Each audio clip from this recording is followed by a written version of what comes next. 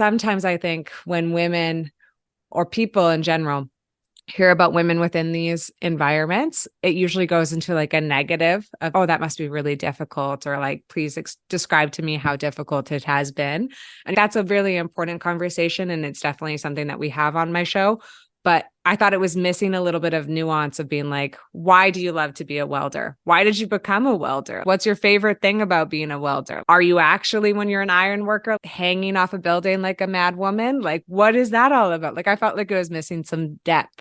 So that was also, I thought podcasting was a really good way to have that conversation and really allow women to tell their story however they would like to tell it, and kind of nerd out a little bit, an hour to really get into why do you love rocks?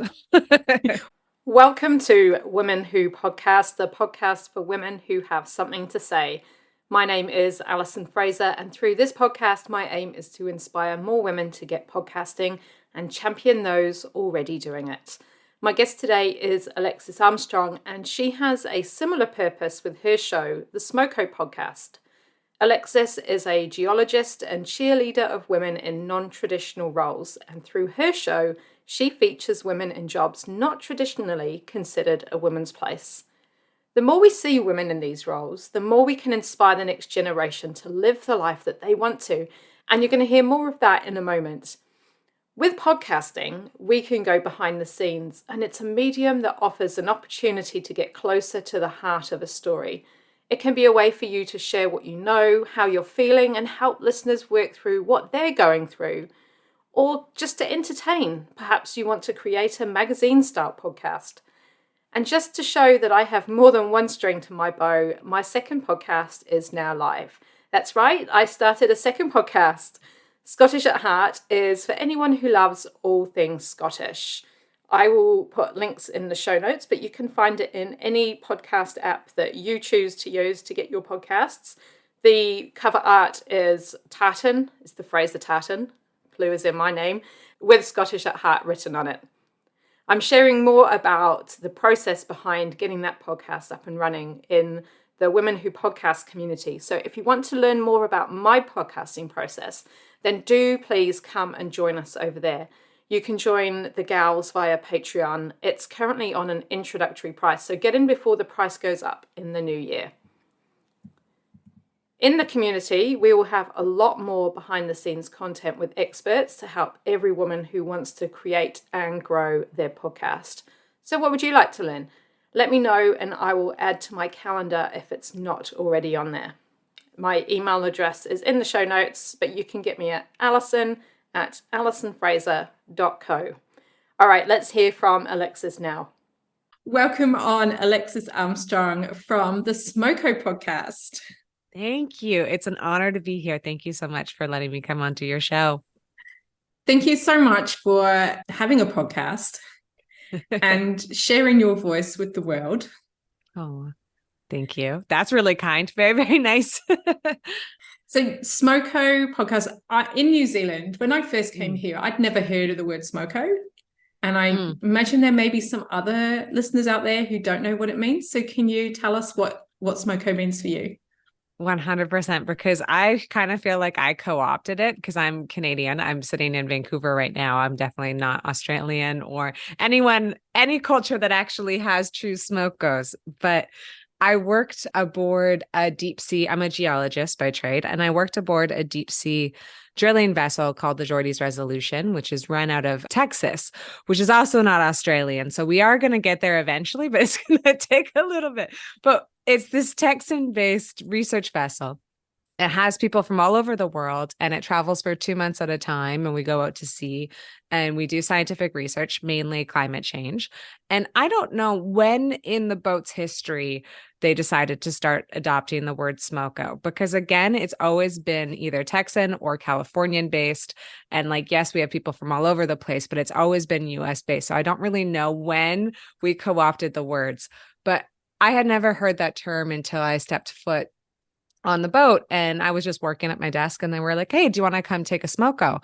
And I was like, "No, sorry, like I don't smoke. Like I know we're like sailors, but like I don't smoke cigarettes." And they're like, "No, you dummy, it's a break. Like come for Smoko.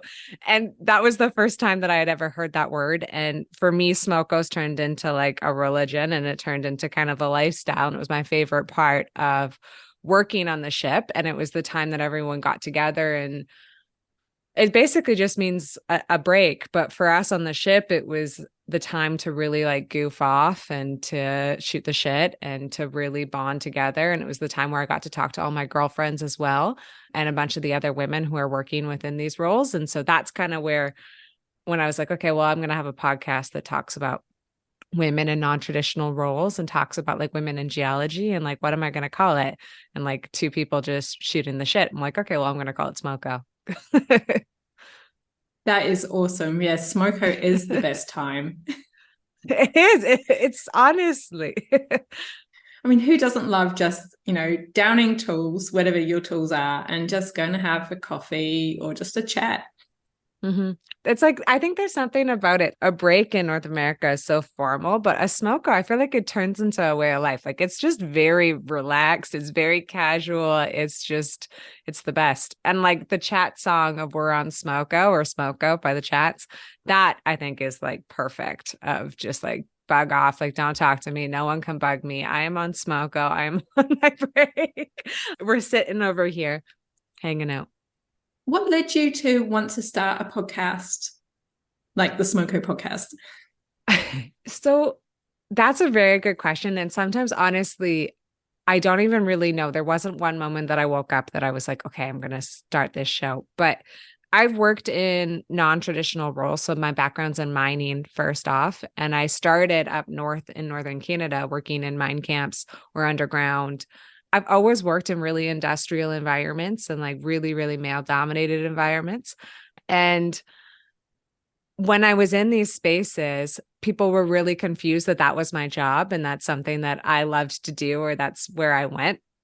And they were just like shocked that women did those jobs or worked in those environments. And I found that to be very awe-inspiring or very different than my lived experience. Because I'm like, what do you mean that women are in these environments? All of my friends are women in geology or women in mining or women in trades. And they happen to be the coolest women that I've ever met. Like, what are you talking about? So I always knew that I wanted to work in highlighting women's stories and increasing representation of women within non-traditional roles. That's always been something that I've been really passionate about. I didn't know it was podcasting until fairly recent, of being like, okay, what's available to me, and what's a way that we can start broadcasting their stories and start interviewing them and having a more in-depth conversation. Because I don't know about you and your background, but sometimes I think when women or people in general hear about women within these environments, it usually goes into like a negative of, oh, that must be really difficult, or like, please describe to me how difficult it has been. And that's a really important conversation. And it's definitely something that we have on my show. But I thought it was missing a little bit of nuance of being like, why do you love to be a welder? Why did you become a welder? What's your favorite thing about being a welder? Are you actually, when you're an iron worker, hanging off a building like a mad woman? Like, what is that all about? Like, I felt like it was missing some depth. So that was also, I thought podcasting was a really good way to have that conversation and really allow women to tell their story however they would like to tell it, and kind of nerd out a little bit. An hour to really get into, why do you love rocks? Why do you love rocks? Because here's something that not many people know about me, is that when I was 16, so I was doing my GCSEs in the UK, and then your next stage is A-levels. Okay. And you go to the school and you see what the different options are, and you have to choose what you're going to study at A-level. And I chose to study geology. Oh, no way. I didn't know that. That's crazy. Not many people know that. And I primarily chose it because there was a field trip on offer to go to the Western Isles of Scotland. Yeah. And I really wanted to go there. Yeah. But guess what?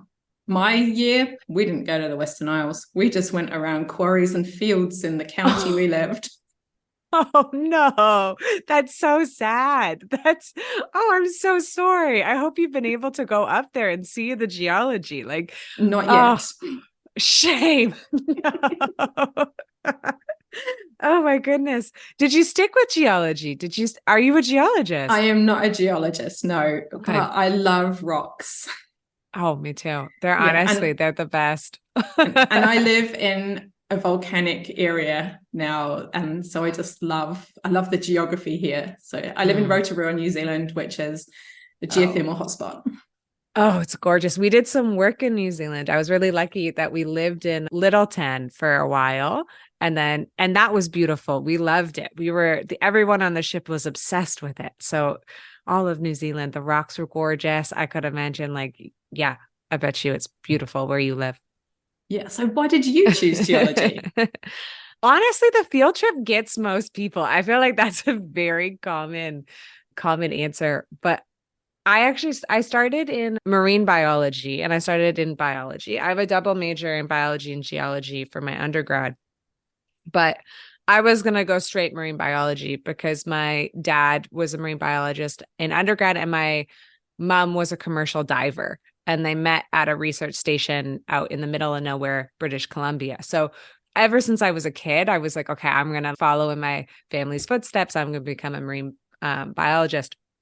And then I ended up I took like a Rocks for Jocks course and they had a bunch of field trips that were super interested. And I was kind of flirting with geology, but I was not really invested yet. And then I had one professor who was like, hey, do you know that you can study ancient marine biology? And there's this field called carbonate sedimentology. Like, did you know that you could study ancient reef systems and your job would just be going to scuba dive in the Bahamas? And I was like, excuse you? And he was like, yeah, do you think maybe you'd like to do that? And I was like, what? I instantly converted to geology the next day. And he definitely, Dr. Pierre Poufal, who's like a huge mentor and inspiration, he was the one that like really was like, I think that you might like this. And he brought me over to the dark side. That sounds like a really fun job, though. Yes, I never did that as a job. I wish I had living that life. It was definitely a little bit of a bait and switch, but I loved studying carbonate sedimentology. And I did go on to study that in my master's. So he did get me into academia and onto the boat. So that was amazing. So you've met through your podcast many women who are in, as you say, non-traditional roles. Mm-hmm. Does it make you think that you could have done something different with your study and go into a different career? Like, Oh, that's a good question. I think yes and no.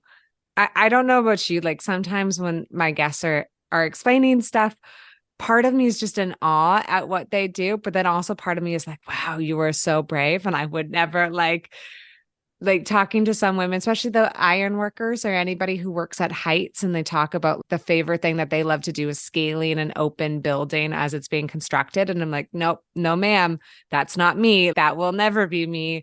So there's parts of it that I'm like, okay, definitely not. I don't think that's a career for me, even though it's really interesting. And then there's other parts that I think I would stay the same route that I went, but I could definitely in a different life, I could see myself falling in love with physics or falling in love with a different aspect of science or different aspect of trades.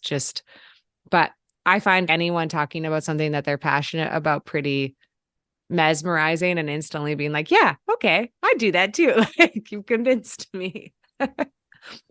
what would you like to achieve from your podcast being out? The goal of the Smoko podcast is super, super lofty. Like it's very, very much bigger than myself and very much too big for one person to even try to tackle. But I would love to increase the representation of women in non-traditional roles, like specifically in STEM and trades. And that's been the mission from day one. And that's been like what I've been the most passionate about. It's why I started it. It's trying to kind of elevate women's stories and elevate the idea of what does a scientist look like? What does an engineer look like? What does a tradeswoman look like? Or a tradesperson, a journey person look like? So that is the ultimate goal, is to hopefully increase that and increase visibility on a smaller scale. I would just love for people listening to listen to an episode and be like, oh my goodness, that is the coolest woman ever. I didn't know that existed. I didn't know that there was women cattle ranchers out there. I didn't know that there was women astrophysicists. I didn't know or I just didn't realize that Stella is an astrophysicist, or like all of a sudden having a name, having a character and an association to that position. and then listening to another episode and being like, oh my goodness, this is also an incredibly amazing, nuanced, wonderful woman, and hearing her story. Like, as long as they get some joy and maybe a little bit of wonder and being like, challenge a little bit of bias and perception about that career or what it means to be in that career or that occupation, I think that would be the ultimate win. And that would be that we're doing something right, I think, if that happens. Yeah, especially with like young women who, if they don't know that there are women in these jobs, how can they even imagine themselves in these roles?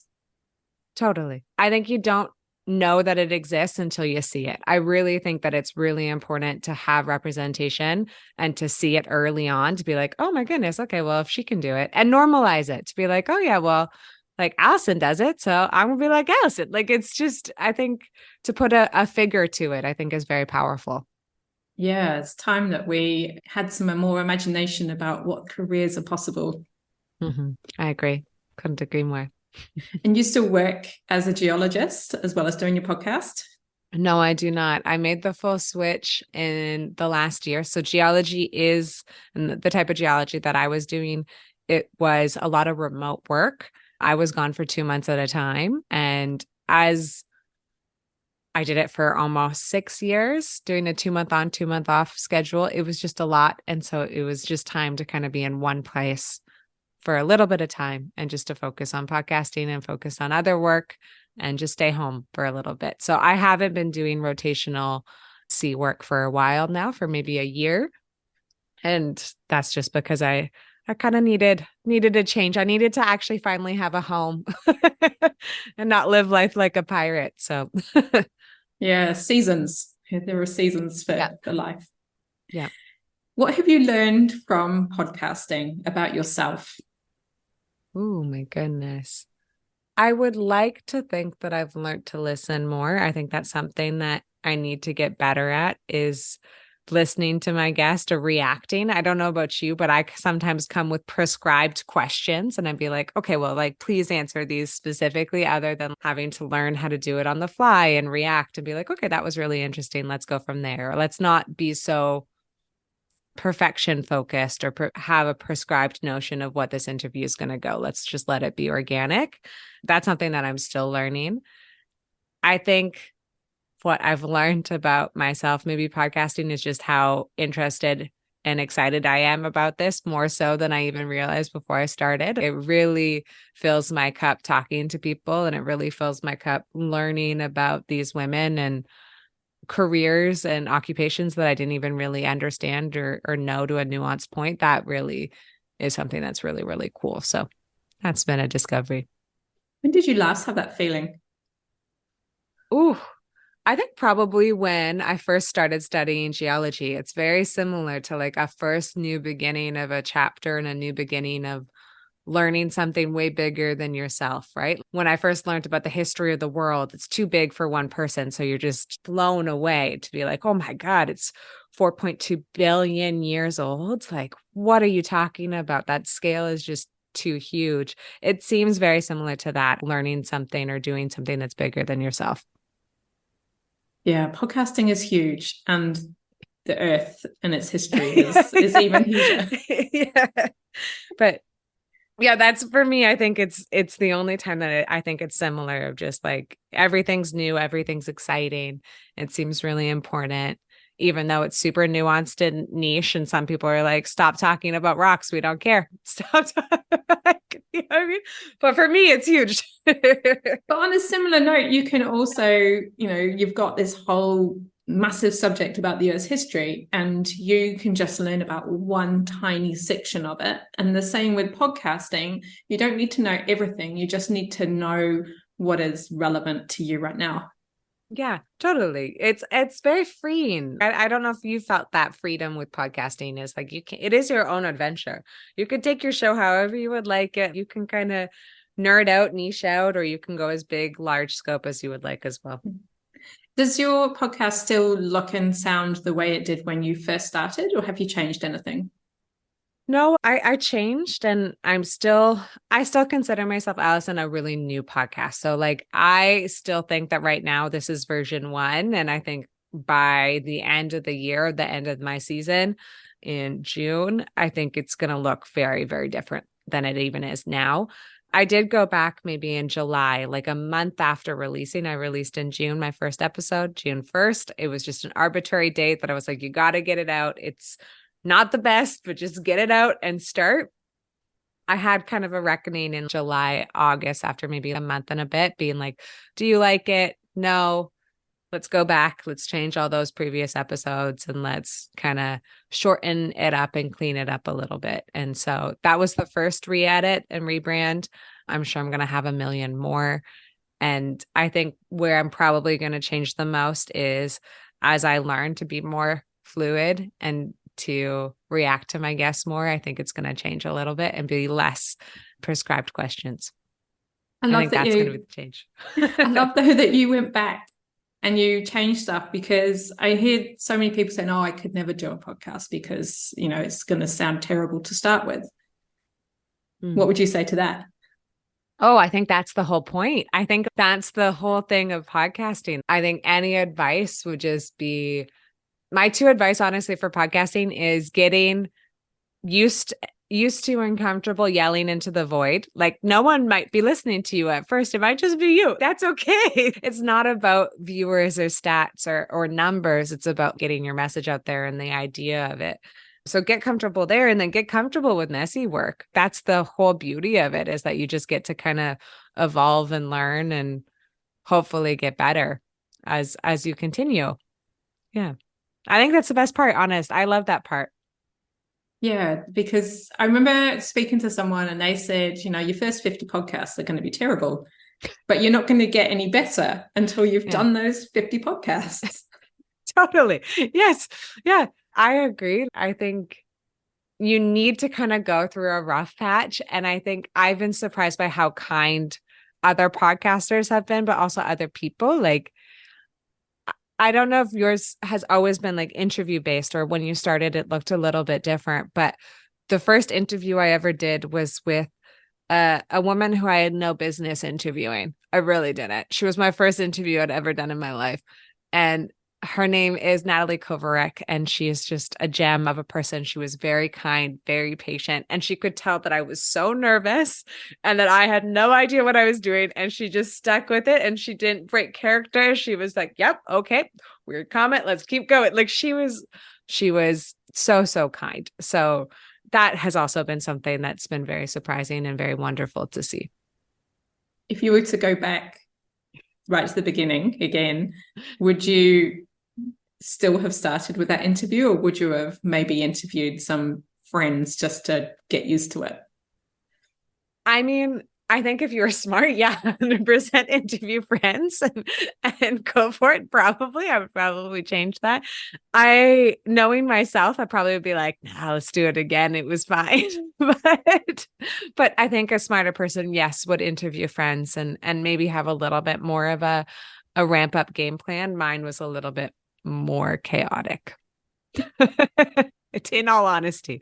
But you're still here. You're still going. Yes, exactly. Were you a podcast listener before you started your podcast?